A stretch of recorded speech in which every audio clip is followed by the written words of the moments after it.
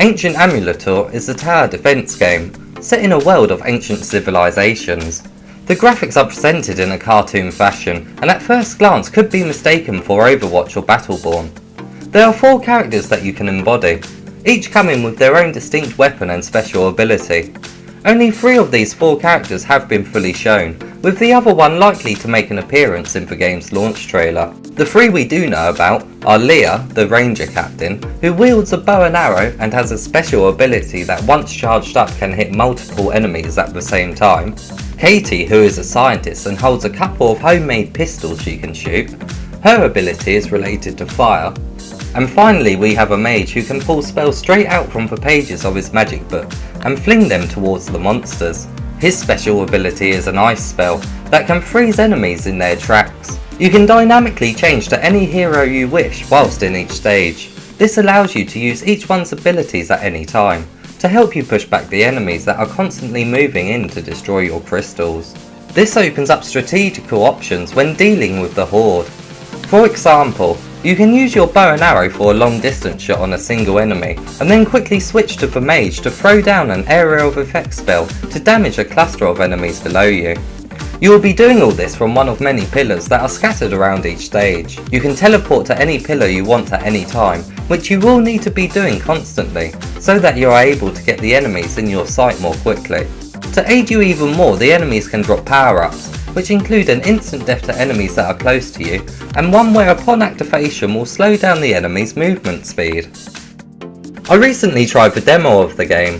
When I started it up, I soon found out that I needed 2 move controllers to play, and that the other controllers were not supported.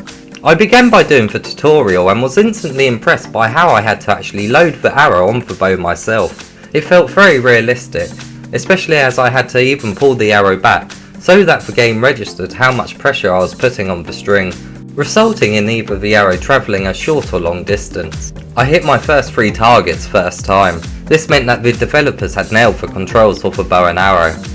After the tutorial I jumped into my first real stage, simply named Desert.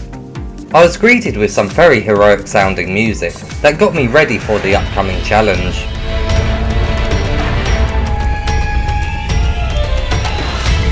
So far I had been playing in a seated position and soon found out that it was best to play standing, due to the backrest of the sofa getting in the way.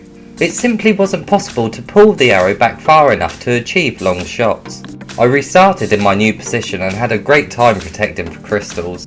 I then attempted the level again, this time playing as only the mage to see how his controls felt. They were decent overall, but at times did not feel as accurate as the ranger. It should be pointed out that on your first attempt of a new level, you need to get used to how far you can turn on each pillar. You can't turn too far to your left or right, as the PlayStation camera will not pick up the motion controllers, resulting in taking you out of the action momentarily. It is also quite a physically demanding game, especially if you plan on playing a few stages one after another. At no point during my time with the demo did I feel motion sick. I must be honest, I've never really been a fan of the tower defense games, but this is yet another example where genres of games can give a completely different experience in virtual reality. Ancient Amuletor has convinced me that there is a place for tower defense games in my VR game library collection, and the reason is this game felt similar to a shooting gallery to me. Being able to jump from one pillar to another and being able to switch to different weapons and abilities gave me more control and kept me on my toes more so than a regular shooting gallery would. The full game includes online co-op too, so I'm sure that will give us some great replay value, along with trying to obtain each level's 3-star ratings on all of its difficulty modes. It also has massive boss battles that look quite thrilling to say the least. It has convinced me to become a day one buyer, and if you are still unsure if this game is for you, why not give it a shot by downloading the demo from the PlayStation Store. The file size is 1.4 GB, so it won't take too much of your hard drive space. Just remember you need 2 move controllers to play this game.